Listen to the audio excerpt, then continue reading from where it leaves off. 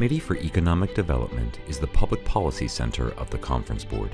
Since its founding, CED has harnessed the power of business leadership to solve the nation's most pressing economic and social issues. As a nonpartisan, business-led organization, CED delivers well-researched analysis and reasoned solutions to the nation's interests to shape public policy that impacts our workplaces, communities, and government. Organizations like CED give leaders like myself an opportunity to work with leaders across the spectrum and to really understand policy and, just as importantly, impact it. These are unprecedented times for leaders. Social challenges, geopolitics, and just leading your business enterprise for success for all of your stakeholders. The challenges are real, and organizations like CED give us the opportunity to meet with peers, to be able to get expert advice, and to be able to have our voices heard. CED formed amid the height of the Second World War to help transition the nation from a wartime to a peacetime economy. Then, CED helped plot a course for prosperity in the post-war years. It helped shape the Marshall Plan that rebuilt Europe and helped establish a stable global financial system with the Bretton Woods Agreement. Not since then have those issues borne such consequences as they do today. As the nation continues to battle shocks of global proportion to the economy, a war in Eastern Europe, and the aftermath of a worldwide pandemic, CED is determined in its efforts to help chart a bipartisan path forward to a more prosperous, just, and peaceful society.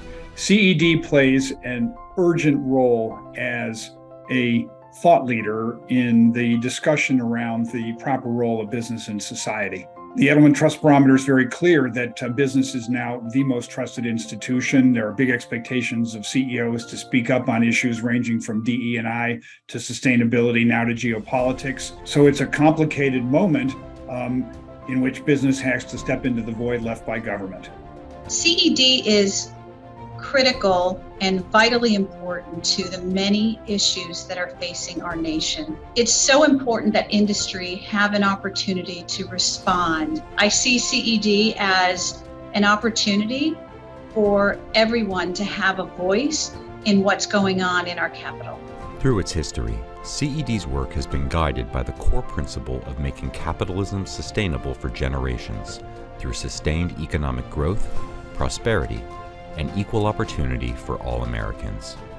Comprised of chief executive officers and key executives of leading U.S. companies, CED lends its voice to help shape economic policies that include efficient fiscal and regulatory policy, competitive and open markets, modernized infrastructure, accessible healthcare, a globally competitive workforce, education reform, and sustaining our democratic institutions. This is an extraordinary legacy. And can you just imagine all of the people over all these decades that have been educated and have benefited from all of the programs offered by CED? I wish there were more organizations like it. In the polarized world that we live in, CED stands out as indeed extraordinarily unique and should be extraordinarily proud of what it has done, is doing, and what I know it will do tomorrow. CED has helped the business and policy communities navigate through unprecedented challenges that threaten our collective future. Now, as the nation weathers the fallout from recession, war, and a pandemic, one thing remains clear. We must continue to provide leadership in challenging times in order to lay the groundwork for a brighter, more just, and more prosperous nation, and a rule-based international world order.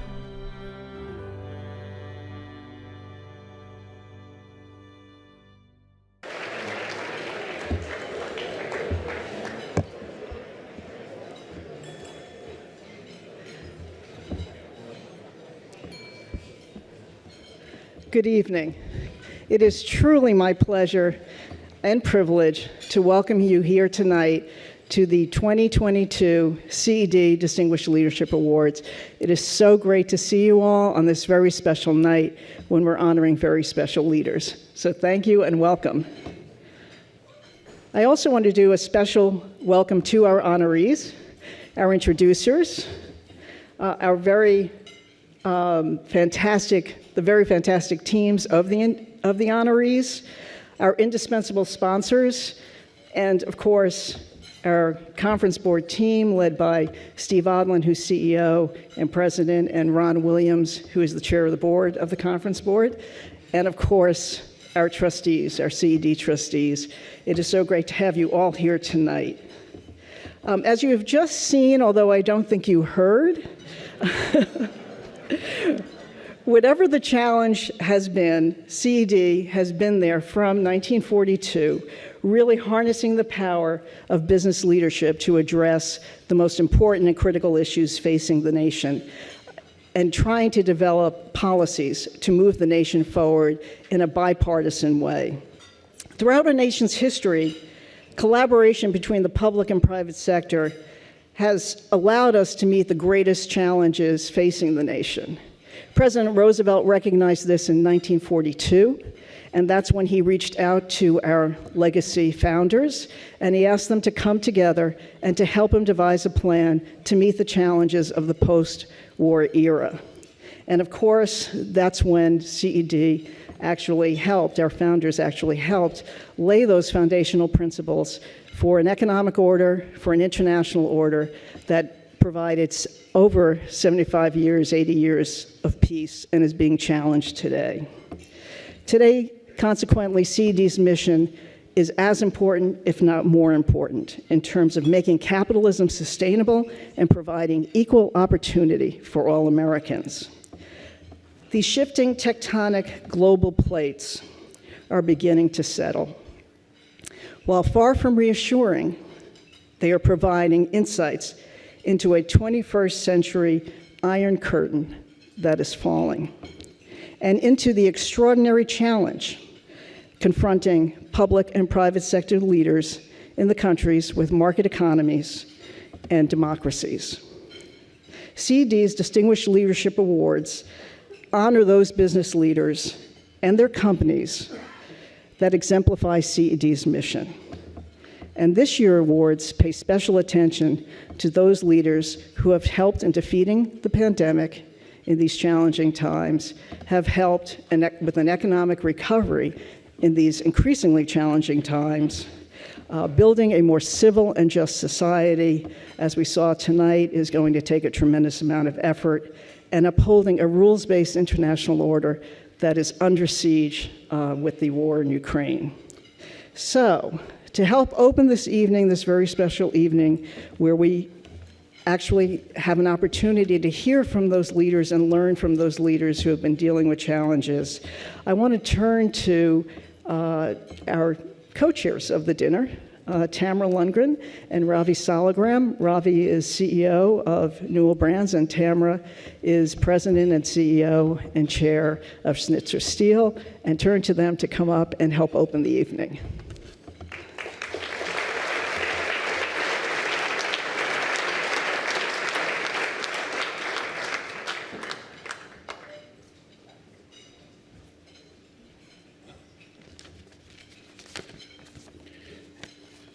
Good evening. What a thrill and pleasure and honor it is for me to be with you, Lori and Tamara, to co-chair this very distinguished event. When I started thinking about tonight, what struck me was tonight is a night of hope. When we listen to the news and read all the papers, it's with all the turbulence, we might think it's the worst of times, but in many ways, it is truly the best of times. Our world is full of endless possibilities, and tonight, when you hear from the awardees, you will see they have conquered the impossible and put to bed a pandemic, and we're all here in person celebrating. CED is a fairly incredible organization. As Lori said, in 1942, when CEOs came together to form this group, they really shaped the Marshall Plan, which helped with the rebuilding of Europe, and the Bretton Woods Agreement. today's CEOs here represent $1 trillion in revenues, 4 million people, and 30 industries. But more importantly, rather than the revenue figures, the CEOs here, under Lori's great leadership, are really a force for good. And that is what we're celebrating, is their achievements as we go forward. So the night of hope, when we look in despair at a polarized nation, just look at the Edelman Monitor. CEOs are now the most trusted figures. And that's because our employees are looking to us to have a voice on issues, whether it's social justice or the environment. And I think today's CEOs are really rising up to that challenge. So I see CED in a polarized world to be nonpartisan, to be a bridge that unifies rather than divides. And I just want to say, tonight, Tamara will talk about the recipients of the awards, but all of them are distinguishing themselves, and it is a real pleasure to be here. Before I hand over to Tamara, I just want to say we should give a big round of applause to our fearless leader, Lori, for her amazing leadership of CED.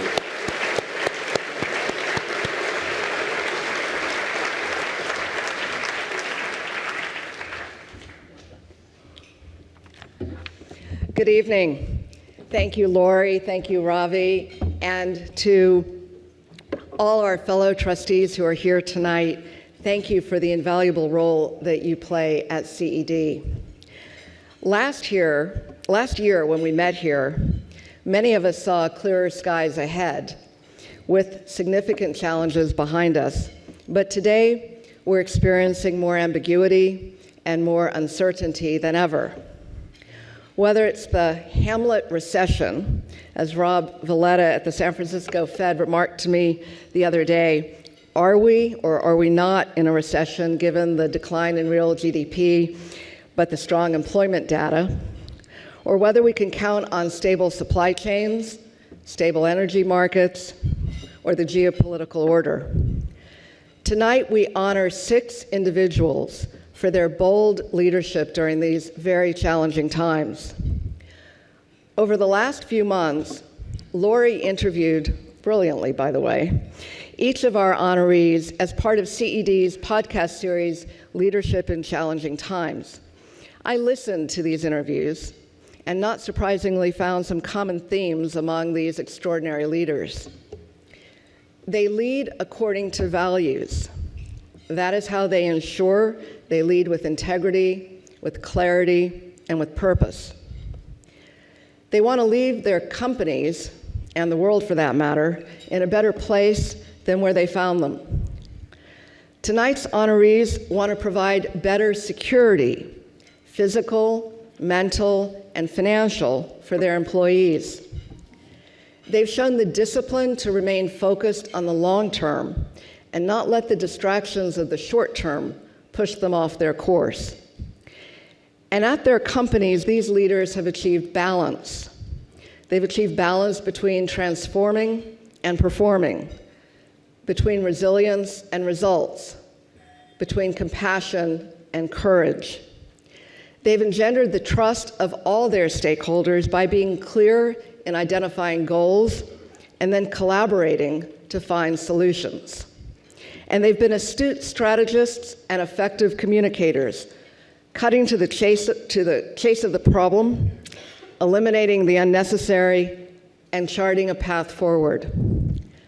To all the honorees and companies here tonight, we applaud you for your leadership in challenging times. The world needed it and continues to need it, and you delivered. Thank you.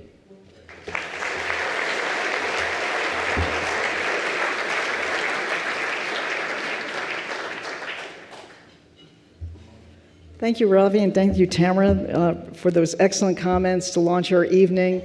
And I also want to thank Julie Sweet, President and CEO of Accenture. I know we have the Accenture team here who also helped co-chair this event this year. But now, it is my privilege to introduce Robert Noling, who is chair of Eagles Landing Partners, who will present the award to Hayward Donegan. Bob, thank you so much, and over to you.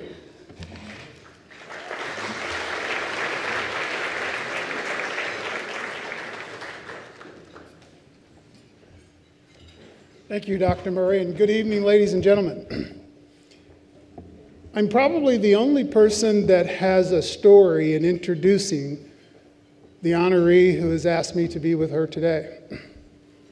You see, yesterday she was at the White House meeting with the President of the United States. And I don't believe anybody in the room can say that they were just in the presence of the President. So we welcome her tonight.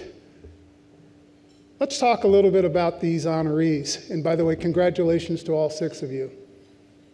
You're right, we're in unprecedented times. And back in 2020, none of us had any idea what this thing called coronavirus was going to do. There probably isn't a person in the room that's not been affected, either a loved one or someone you know who succumbed to this awful disease. If I were to empty my pockets, I have a mask in both pockets. So while we say that it is under control, the pandemic still rages. But we were fortunate at Rite Aid Corporation that we had a leader who didn't have a playbook. There was no manual. But she and her team went to work and figured out solutions, figured out strategies, and on the front line became a ray of hope. We're very pleased at the efforts that Hayward Donegan and that team exhibited, and I congratulate CED for bringing her here tonight to receive well-deserved recognition. We defined new heroes as a result of the last 24 months. And I am pleased to introduce to you tonight one of America's newest heroes, the CEO of Rite Aid, Hayward Donegan.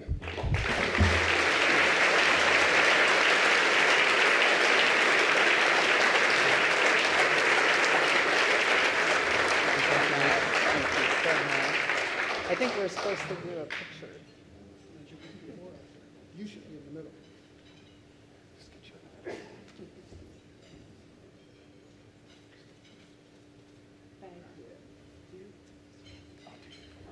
Oh, wow. Thank you, Bob.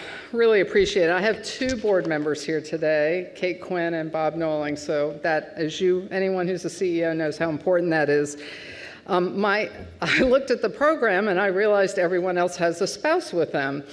I let my husband off the hook because he was just in New York with me this weekend celebrating my father's 90th birthday. So, but I might just rib him on this one a bit.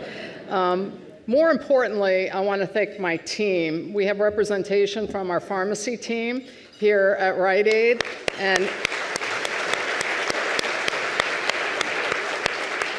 these are the folks that made it happen, working, sometimes 24/7 over the last 2.5 years, covering for other people who were either sick or resigned. So it's been an amazing, amazing time.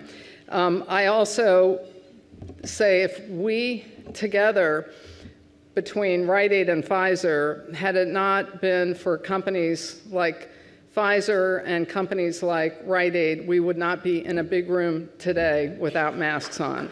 So thank you, Albert. I was at the White House yesterday because the pandemic is far from over. I myself got a flu shot and the new bivalent shot in my arms about a month ago, which made me feel more comfortable coming here.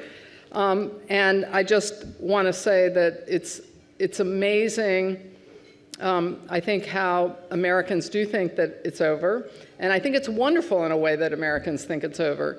But it isn't over, and not only is it not over, we're about to have COVID and the flu and RSV all at once. So in my standard public service announcement, I say, go get your bivalent shot for COVID, get your flu shot. Flu is going to be horrible this year. We already see indicators that it's going to be the worst flu year probably in a decade. So there's my public service announcement.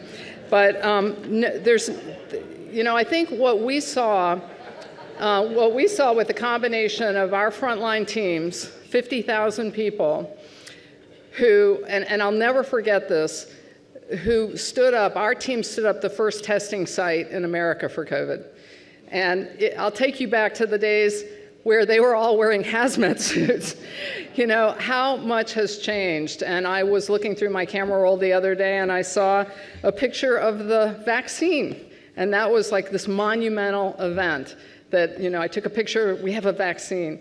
And so I think if you think about the strain and the heroism of what people in America have been through over the last 2 years, first it's a pandemic, then it's supply chain, then the labor struggles, which continue, and then the economic environment. It has got to be the toughest 2 years that any companies have ever dealt with, that I can ever think of, and I've been around for 61 years. So I just want to applaud every one of the honorees here, and I want to thank my team so much, because if it weren't for them, we wouldn't be here. So thank you so much.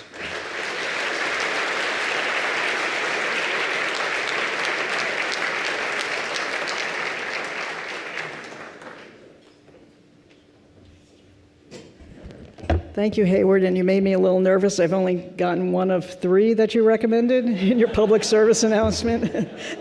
And this room isn't that crowded, but anyway, it is now my privilege to introduce James Quincy, who is chairman and CEO of Coca-Cola, who will present the award to Dr. Albert Bourla, who is chairman and CEO of Pfizer.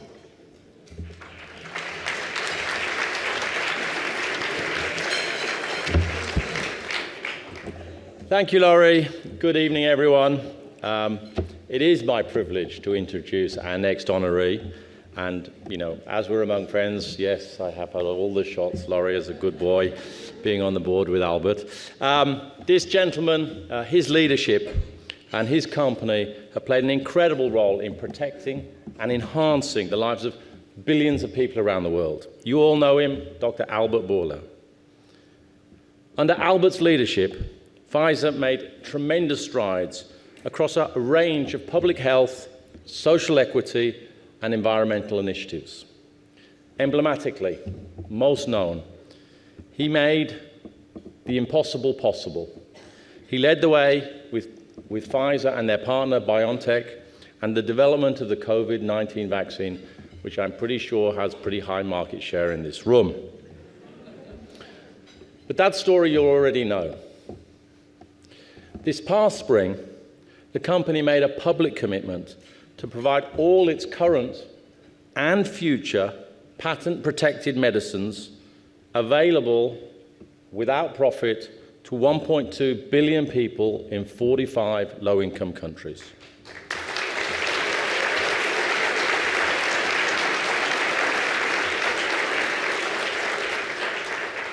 Albert's commitment to diversity and inclusion is the reason why at Pfizer, women have achieved pay parity with their male colleagues all around the world. And it's also the reason here in the US, minority colleagues have achieved pay parity with their non-minority colleagues here at Pfizer.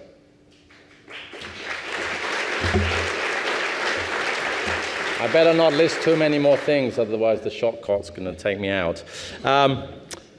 Also, I did mention environmental. There are times when many people, actually worried across many industries, were worried that environmental advances and the climate change agenda were going to take a back seat during the pandemic and now during the recession. Albert and Pfizer did just the opposite.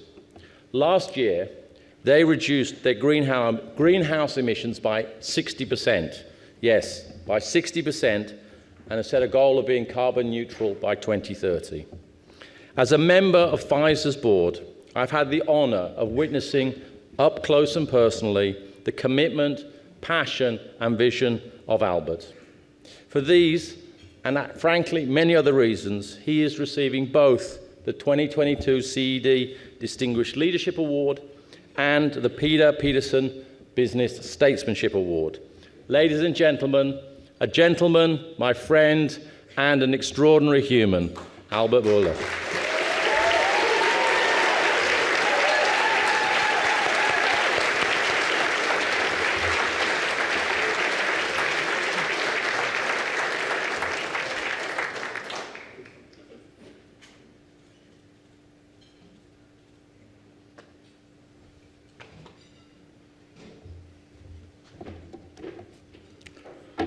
Thank you, James, for your very kind words.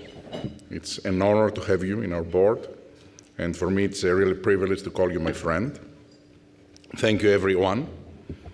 I'm honored by those two awards, which I proudly accept on behalf of Pfizer's 80,000 colleagues around the world, and some of them are here tonight, and if you can please raise. Yeah, stand up, stand up.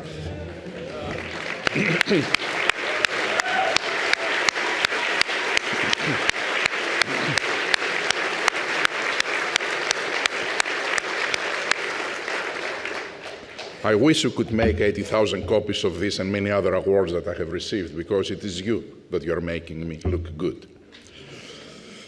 So I'm thrilled also to be in such distinguished company and extend warmest congratulations to Hayward, to Dan, to Penny, to Chris, and to Mark. My thanks, of course, also to the co-chairs and members of tonight's dinner committee, and especially the Committee for Economic Development for bestowing me this recognition.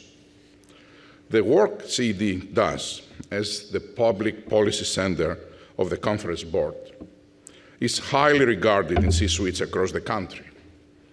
And at this critical juncture of our country's history, your mission of promoting sustained growth for the benefit of all Americans is more important than ever. Our country faces unprecedented economic, health, and social challenges. Some have suggested we are at an inflection point, and that the decisions we make today and in the coming months will have a profound impact on our nation and indeed the world for generations to come. I believe that no sector of our society is better positioned or equipped to make fundamental difference in meeting these challenges than the business community. Because of our size, our scope, but also because of our ability to move fast, we have it within our power to be a transformational and permanent force for good.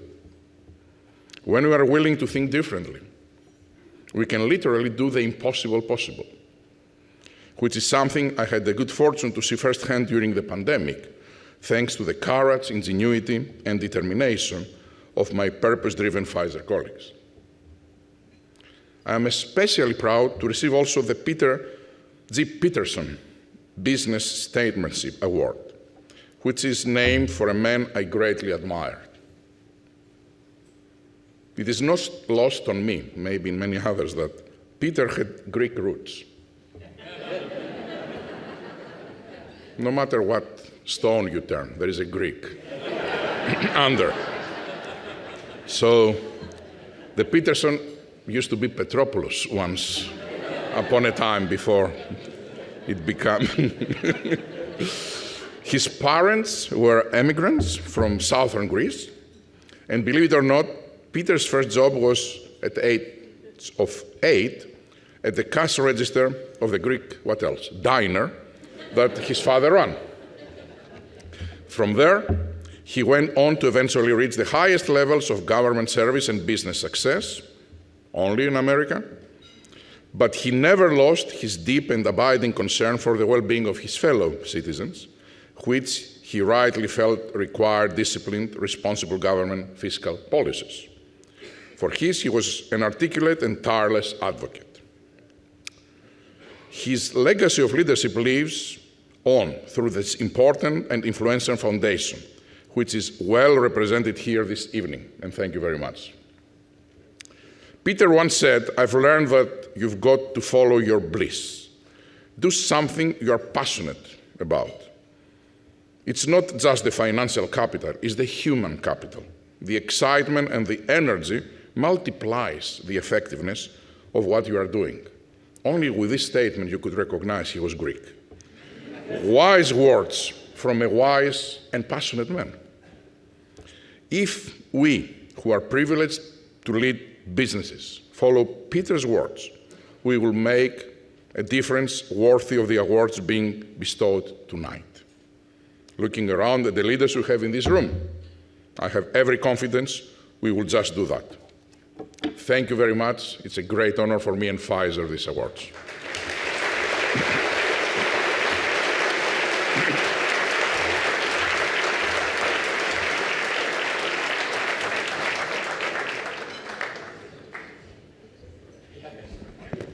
Thank you, Albert, and thank you for that wonderful tribute as well to Peter Peterson, who was our longest-serving CED trustee, but he was actually more than that. He helped to set the foundational values for this organization, and we continue that today. So, and that's represented in all of our award leaders. And now it is my privilege to introduce James Gorman, Chairman and President of Morgan Stanley, who will present the award to Mark Casper, President, Chairman, and CEO of Thermo Fisher.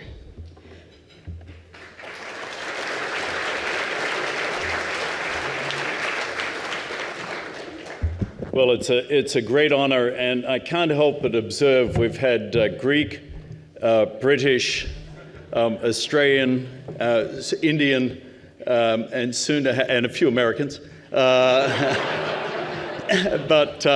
and we've got a few more coming, Hans. So I just want to say it gives you great confidence in the world of business to see the group of honorees that we have tonight. What they've done in so many sectors and to help us navigate COVID and finance and everything else that's gone on the last couple of years has been extraordinary. But it's my special honor to recognize Mark Casper.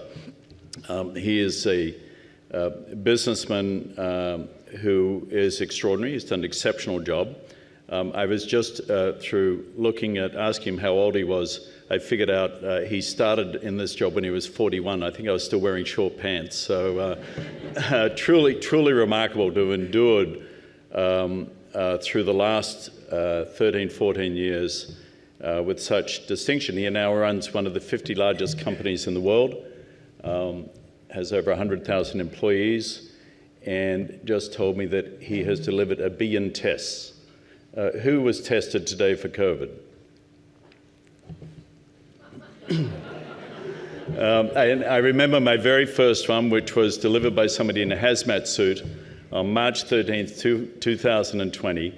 And what a journey it's been for the world, for all of us over that time period. And it's because of the leadership of Mark and the others who have delivered that. It's really remarkable to see a leader who's come through this period with humility, coupled with extraordinary success, and kept a low ego.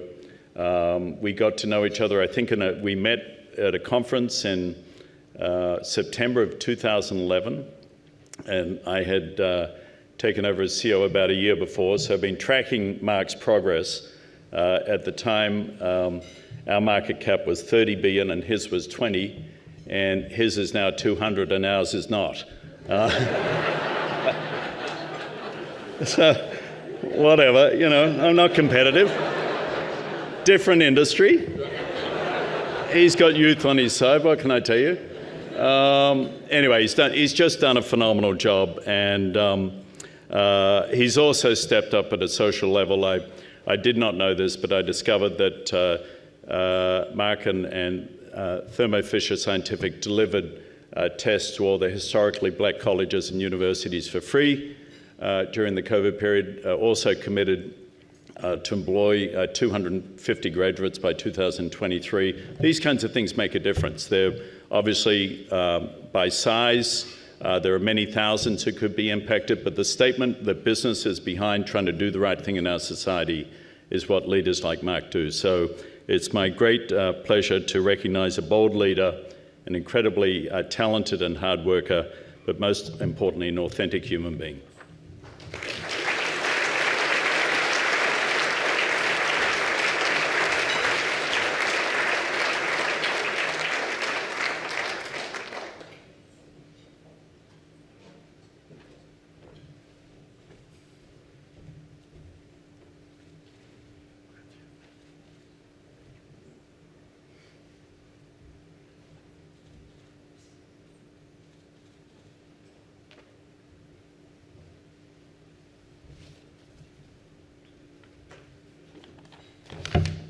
James, thank you.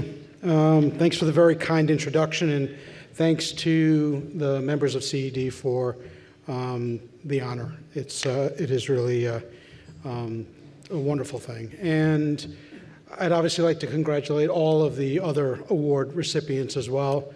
It's really an amazing contribution that each of you have made, and I'm especially honored to share a little bit of this day with Albert, who I've known for a long time, and we're very proud to have Pfizer as a customer and been on a journey together that I think society has been better off for. So thank you, Albert, for all that we've done together and those opportunities.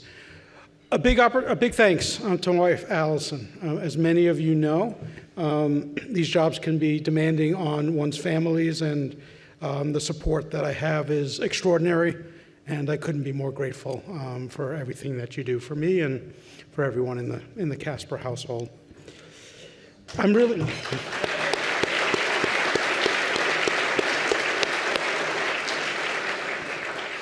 I'm honored to accept this award on behalf of the 125,000 colleagues we have at Thermo Fisher Scientific, a number of which are here tonight.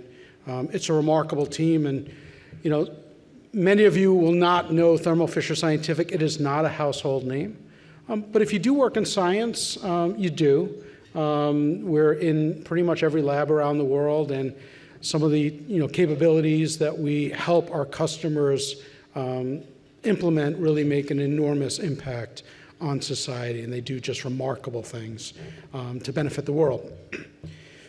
Our customers range from hospitals to pharmaceutical companies and biotech companies and government agencies, and their missions are to cure disease, to ensure that the air and the water that we breathe and drink is clean, the food that we eat is safe, and we all play a role in supporting that. And it really is an honor to be able to do that. When I think about an adage that I heard years ago, it's that really outstanding people have one thing in common, which is an absolute sense of purpose and mission. And for Thermo Fisher's team, it really is about helping our customers make the world healthier, cleaner, and safer. And when I think about the pandemic, you may recall, it seems like an incredibly long time ago, but the Vice President of the United States at that point in time was calling business leaders and literally around the country and asking for advice and how could we tackle such an unknown thing. And he called me and he said, "A customer of yours said, please call Thermo Fisher Scientific." And I think that simple statement that a customer recommended us in a defining moment means that our team was living our mission to serve our customers and to make a difference. And as we got into understanding the pandemic a little bit, we felt the obligation to make a real difference in the world. And whether that spike protein that you saw on CNN, that came from our electron microscopes, or all of the different things we did along the way of developing PCR tests and ultimately providing some enabling technologies for the vaccines and therapies that we use, we played a role in supporting our customers in fighting this pandemic. And even today, our sequencers are used to monitor how the pandemic is evolving. So I'm very proud of our team and how, with all that was going on with COVID, they never lost sight of all of our other customers, and the things that they do is so important, and stayed focused on doing our very best there. So it really is a privilege to be able to accept this honor on behalf of all of the work they do. As I start to give my final thought, when I think about the award, to me, it reminds me actually of the founders of the companies, right? Chester Fisher and George Hatsopoulos. Chester was very focused on customer success. George was focused on applying technologies to make a difference for society. And I hope if they're looking down on Thermo Fisher Scientific, that they're proud of what their legacy has contributed to the world. And as I think to the future, I couldn't be more optimistic about what's ahead. Science will continue to push the frontiers to make the world a better place, and innovation will make breakthroughs possible that society will benefit from. So on behalf of all of my colleagues at Thermo Fisher Scientific, I'd like to thank you for the award, and we look forward to continuing on our mission. Thanks.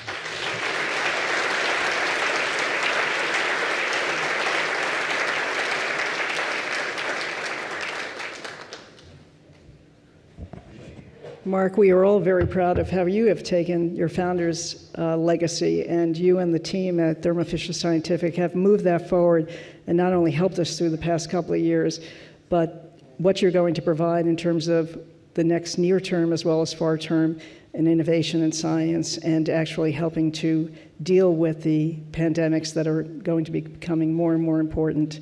We're very much appreciative of that. Albert, you have showed us how to make the impossible possible with a 100-year-old company, which is really impressive, how you moved 173, oh, sorry.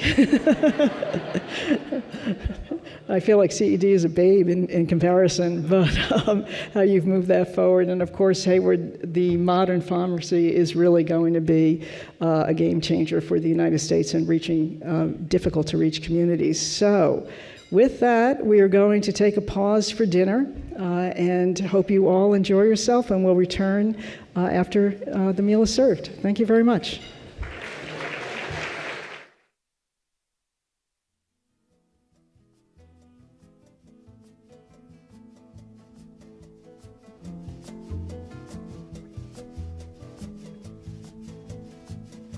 Director of Edward Jones. Thank you, Andrew.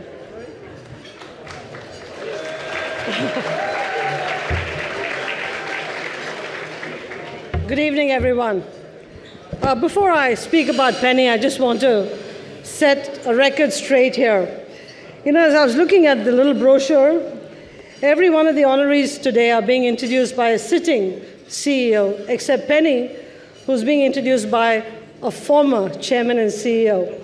And I never realized how former I was until I met James Quincy, and I didn't know he was the chairman and CEO of the Red Beverage Company. That's how bad it is. But James, now I recognize you, kind of, sort of. But James Quincy aside, it's my privilege to present to you, if you just could hold your conversation for a second. Yep. It's my privilege to present to you the wonderful Penny Pennington, only the 6th managing partner in the 100-year history of the storied Edward James Financial Services firm.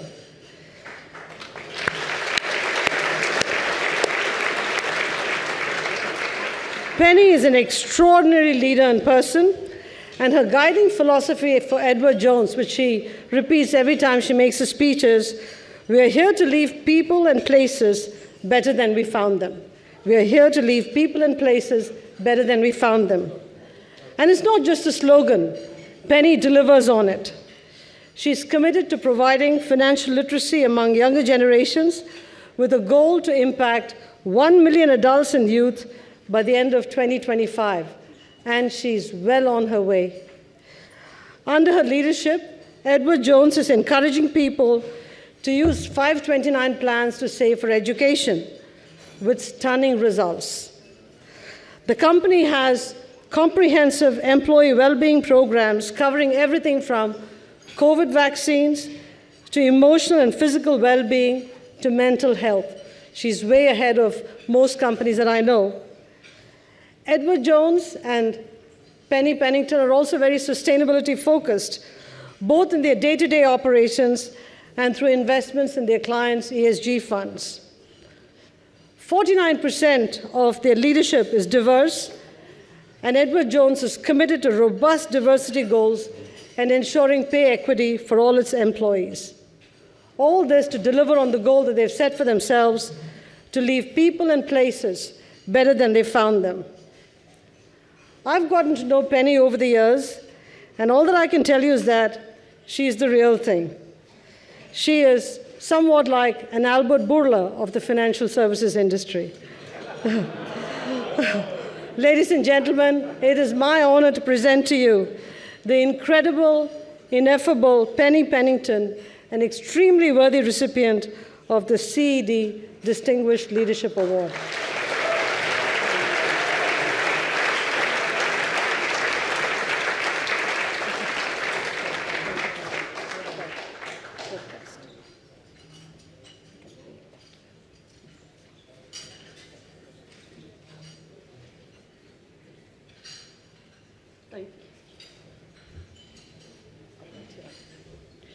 Indra, thank you so much. One of my predecessors said, when you're a sitting CEO, you walk into a room and people go, "Who's that?" And when you're not, you walk into the room and they go, "Who's that?" But here's been my experience tonight, standing beside Indra Nooyi, is that that's not the experience at all. Indra, thank you so much for your friendship and your mentorship and for being here tonight. I am beyond humbled to be in this room at all and to be recognized among people who have literally saved the world. Thank you for what you have done. And we are in the business of wellness as well. Financial wellness, financial well-being. As a former financial advisor myself, I used to tell people that you need a spiritual advisor, a health advisor, and a financial advisor. You put all that together and you have access to possibilities in your lives and the lives of your families that we say may blow your minds. Today we serve 8 million clients in our 100 years of history. We are all about making a positive impact on people. Indra said it, and we say it in a very colloquial way. We're here to leave people in places better than we found them. We've re-articulated that to say that we are here to partner for positive impact, to improve the lives of our clients and our colleagues, and together better communities and, yes, even society. And at the size and scale of a North American company that's focused hyper-locally in so many communities, working family by family to help people understand that they really do deserve financial advice, and financial advice that sees them as multidimensional human beings, that sees them across the arc of their lives, that is there to help make a difference in moments that really matter and moments that are very anxious, like the ones that we are today. All of those, that purpose statement is the reason that we take the intentional action that so many of you do in whatever sphere we are in, knowing that we can turn courage and compassion into intentional action that truly makes a difference. And Ravi, I love what you said at the opening about hopefulness. This is a room full of joy and hope. I've been reading a little bit lately about pessimism and how intellectually seductive pessimism is. Have you noticed that lately? People think they sound smarter if they're pessimistic. But instead, that's a kind of doomerism that is going to take us to a place we don't need to go. This room gives me so much hope. These leaders give me so much hope about what actionable optimism can do for the betterment of society, solving thorny problems. And as one CEO told me one time, there are lots of things we need to solve. Just pick one, pick a lane, and go there. That's what our firm does, is picks that lane associated with financial well-being, financial literacy, curing Alzheimer's. Let's do that one next, right? It robs families of their futures and their memories. Let's get rid of that one. These are the reasons that we take this kind of intentional action as a company, and that I have so much hope and affirmation in being here together. For my Edward Jones family who's here, thank you. Thank you for everything you do, part of our 50,000 person team. Thanks everybody. Lori, thank you very much.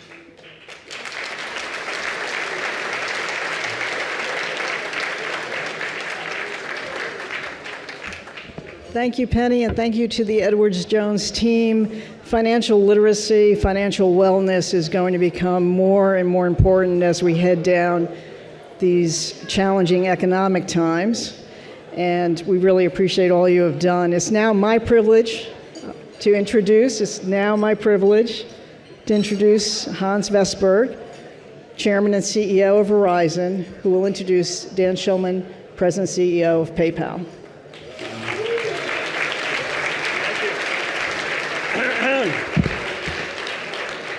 Good evening, ladies and gentlemen. Just amazing to be here among so many fantastic leaders that are doing so much for our society. I have to say I'm humbled. But I'm here actually to introduce Dan Schulman. And when they asked me if I wanted to do it, I answered in a millisecond, I want to do it, like 5G, you know. Not only because it was Dan, but as you know, Dan's mother is here as well, Ruth. Just an amazing to have you here.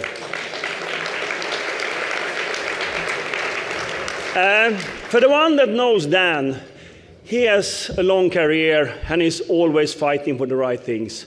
Financial inclusion, equality in our society, and he has done it with a vision and a purpose of the companies that has led, and most recently PayPal in just an extraordinary way.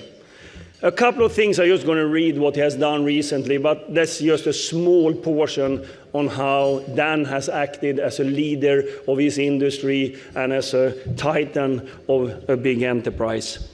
In 2021, PayPal continued to place huge emphasis on improving financial inclusivity, driving wealth generation for economically underserved communities. This included the allocation of its $535 million commitment for racial equity and social justice, and $108 million commitment by 2026 to support the economic empowerment of women and girls.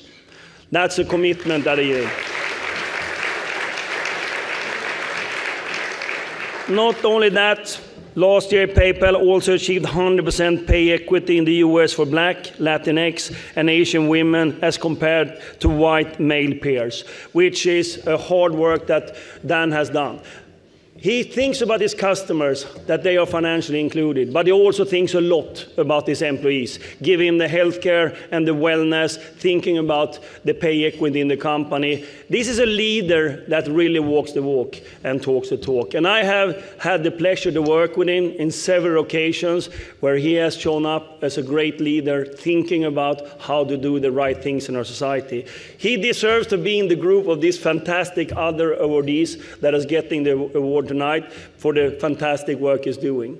Lastly, on a personal note, I have to say, he's a martial arts guy, he's tough, he's newly married, also, give an applause for that, to somebody that is here tonight. And he rarely uses something else than jeans, just so you know. Anyhow, it's my privilege to pass this award to just a fantastic leader, a friend, and a person that's really thinking about our society. So, Mr. Dan Schulman, please come up.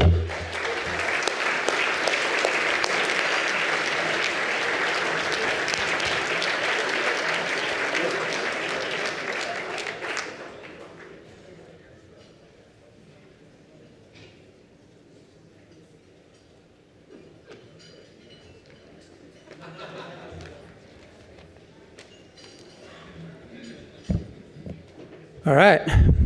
Well, thank you, Hans, for those very generous and mostly true remarks. Hans has been a friend for quite some time. I love that guy. He shares a lot of the same values. We commiserate often in terms of how hard these jobs can be. And something you don't know about Franz, but Hans, David Solomon, and myself are all lovers of electronic dance music, and I just want people to know that, Hans. I also am so happy that my mom is here.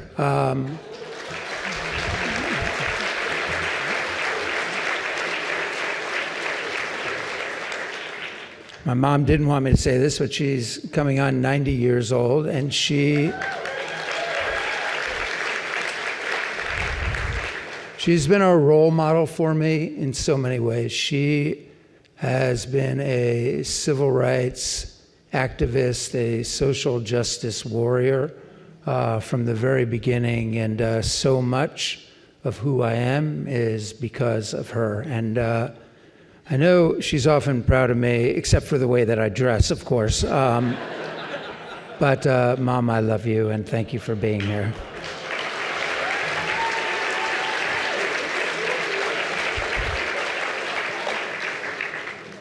And I did get married 3 weeks ago, and Summerlee is here, and I do want to again say how happy I am that you said yes to me. That has made me one of the happiest people maybe on the planet, and thank you for inspiring me every single day as well. Thank you.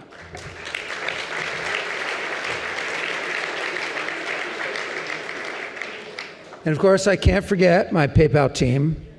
Unlike Albert, I won't make you stand up. You can just keep sitting down. But I want to thank them for what they do, how they labor day in and day out. We're a company that's always involved in the cultural wars around us. We are a leading consumer brand. There's no way that you can be a company that has a set of values and acts on them without being in the spotlight at times. And I want to thank them for all they do day in and day out. And to all my fellow honorees, I'll talk about each of you in a little bit, but I'm greatly honored to be in your presence as well. So I also want to thank the CED, because the CED is all about economic opportunity and promoting that in the world around us and in the US. And I think that financial health is the bedrock or the foundation of our democracy.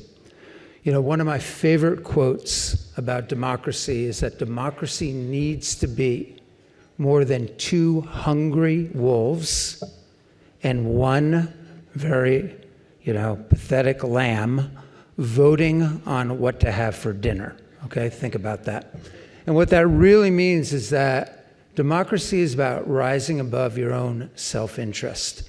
It is about thinking about the whole. It's about empathy. It's about listening to other people. It's about respect.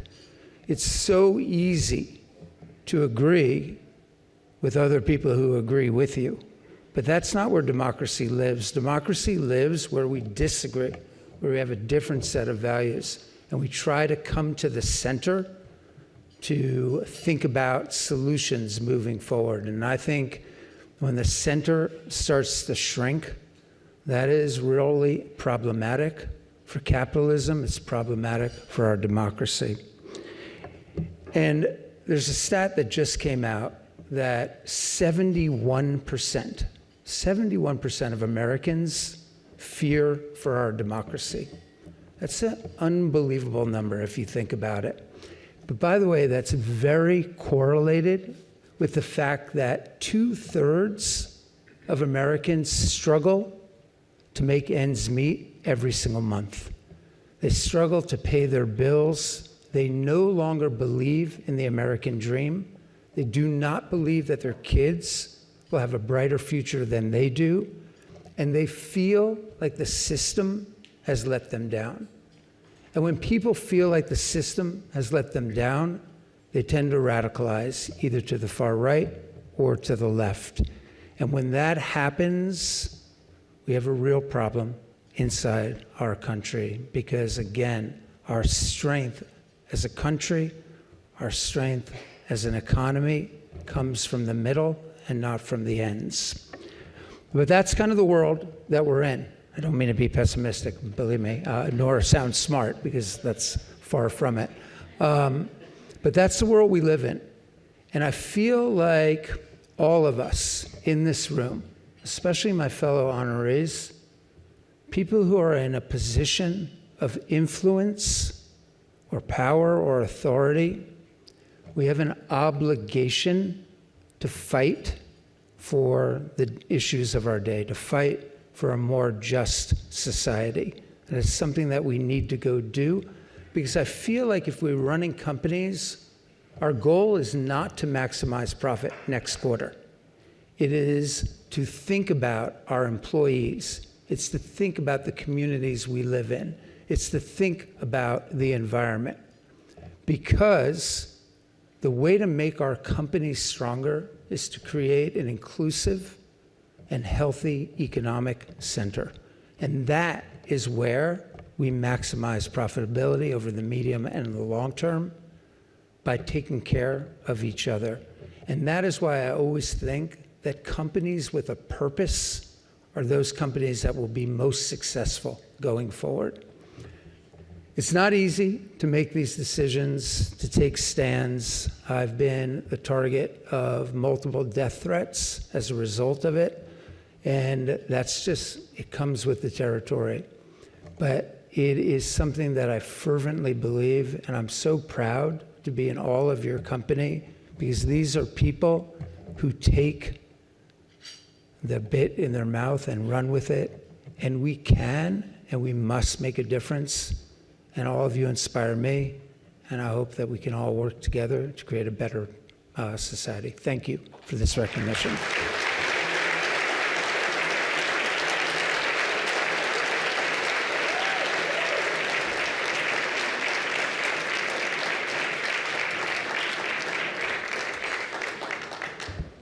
Dan, thank you so much for those remarks. We can and we must make a difference.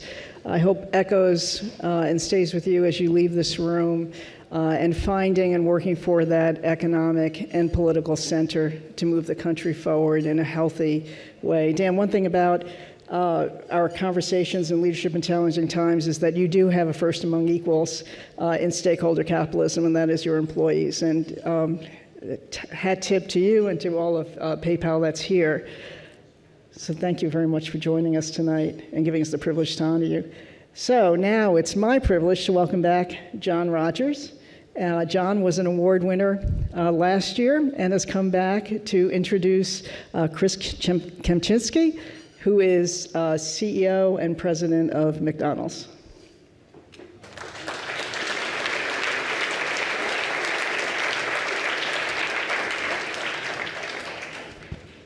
Well, thank you. It's truly a privilege to have a chance to introduce Chris.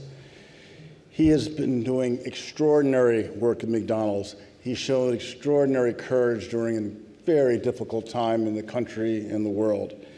He's the kind of leader who's willing to lean in on social and political issues that are really difficult.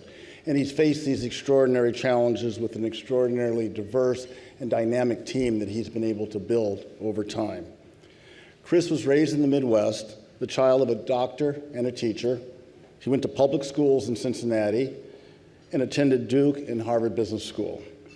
Chris lives in Chicago with his wife, Heather. They've been married for 25 years, and they have 2 children. Chris is also a marathon runner, which says a lot about his stamina, but raises questions about his sanity. When Chris took over as CEO and president in 2019, it was really a sudden ascension. It wasn't planned, but Chris came together and wasted no time in putting together a plan to get McDonald's back on track. He guided us through the pandemic by looking beyond the company's financial bottom line. He told our restaurant owners that the company would not let anyone fail due to COVID, and to keep the long view in mind.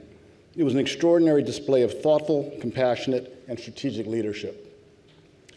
He is deeply committed to diversity and removing barriers to franchise ownership, for creating opportunities for African American franchisees and suppliers, having, again, a great diverse team. And then Chris took on a strong moral position on the Russian invasion of Ukraine. He swiftly closed all the restaurants in Russia while continuing to pay the over 62,000 Russian employees. At the same time, he was looking for opportunities to reopen restaurants in the Ukraine, all the while continuing to pay full salaries to all the employees and contributing millions of dollars to employee assistance.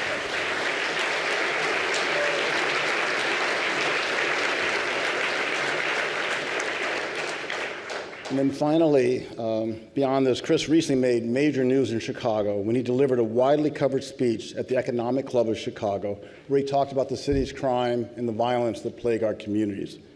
He spoke up, he spoke clearly, he spoke loudly, and the world noticed and the city noticed. It really made a difference.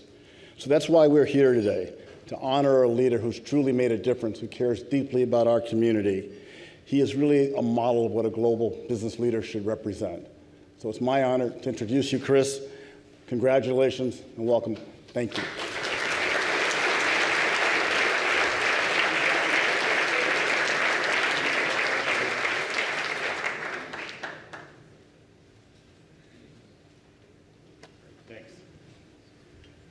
Well, I'm excited to be here. So excited I brought my own cheering squad earlier. I think many of you met them. They're willing to travel, too, if you'd like to take them along with you. But no, it is for me such a pleasure and a privilege to be here representing McDonald's. And when we talk about McDonald's, we talk about the McDonald's system.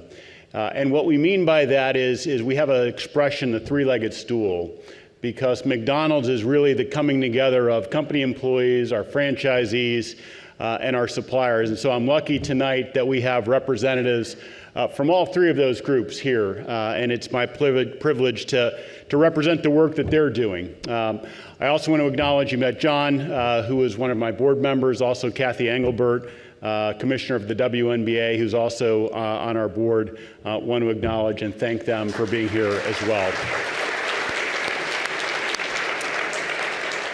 So you probably know McDonald's as one of the world's great global brands, but what you may not appreciate, but what's so core to our DNA is we are, at our heart, a local brand. And the genius of what Ray Kroc created when he created McDonald's was a business and a brand that was rooted in the local community. It was why he believed so passionately in franchisees owning our restaurants at the local level, because his insight was that that local connection was going to be far more powerful than trying to run a network of restaurants. What now is 40,000 restaurants with 2 million people across the world in our system. And so that idea of being rooted in the local community is core to who we are. And it's what allows us to do what I'm so proud to be up here and representing. And when you think about the ways that we show up in the local community, one of the things that we started years ago, McDonald's buys about $50 billion of goods and services annually across the world. Many decades ago, we had the idea of let's use our purchasing scale to actually support local local businesses, local farmers. And so we have, for decades, been invested in the local community and having our suppliers be those local farmers, being those local suppliers. We also, years ago, got onto the idea of using our buying power to help put in business diverse suppliers across our system. And John knows full well the idea of business diversity is core to what we do. It also shows up in how we see ourselves not just as a restaurant company, but as an educational institution. You know, one of my favorite comments that I think about with McDonald's is Charlie Munger. Some of you may know Charlie as being, Warren Buffett's sidekick. But Warren Buffett, or Charlie, described McDonald's as the second greatest educational institution in the world after the U.S. military. And when you think about what we do, we are at our core an educational institution. The 2 million people that work in our restaurants, the training, the job opportunities that we're creating for them. We run Hamburger University, which typically brings about 50,000 people a year through our training programs that we go out.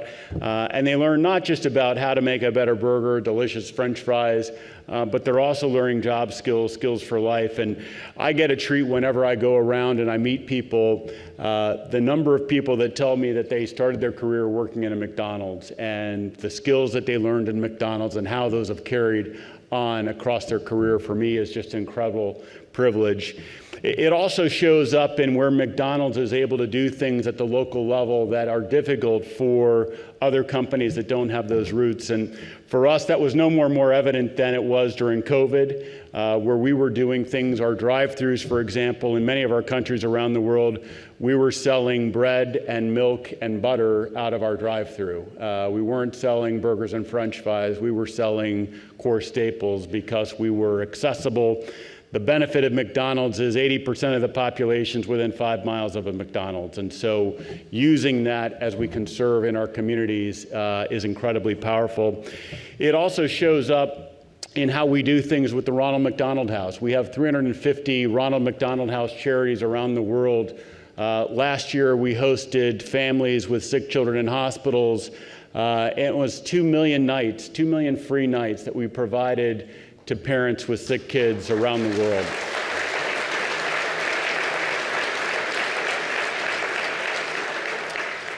And then lastly, certainly we feel a tremendous obligation as a company rooted in the land on climate change, because I think climate change for us is, and for our generation, is probably the most existential issue that we confront. And so we have been working with a lot of our suppliers around not just making commitments, but figuring out how do we do things like regenerative agriculture, how do we take out waste from our packaging, how do we find all the things that we're going to need to do along the way to take us to a net zero future. So for me as CEO, I would tell you, and I think for other CEOs that are here in the audience, you know, none of this happens by anything that I do. It happens by the power and the benefit of everything that the people that work in our system. I just get the privilege of being up here and representing them and acknowledging their achievements. But for me, when you get to a certain stage in your career, you do start to wonder, what is this all about? Am I actually going to be making a difference? And for me, I will tell you,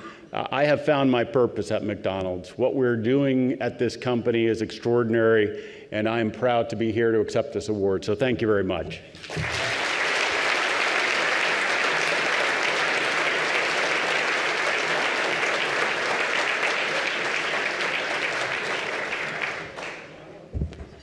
Thank you, Chris, and it truly is our privilege to be recognizing you. What you've done in the local communities is phenomenal, and what you've done to uphold with integrity and compassion the international economic order is really amazing and astounding. So thank you. So we have reached the end of our night, and I want to thank all of you for joining us tonight. I want to thank our introducers especially for adding such insight and warmth into whom our honorees are and what they have accomplished. There are troubling signs in terms of the economy and in terms of geopolitics ahead. You are all needed. You are all needed to help our country and American employees and American citizens as we go forward. We've had some incredible insights tonight on how to do that. Take that forward, and we'll look forward to seeing you next year. Thank you very much.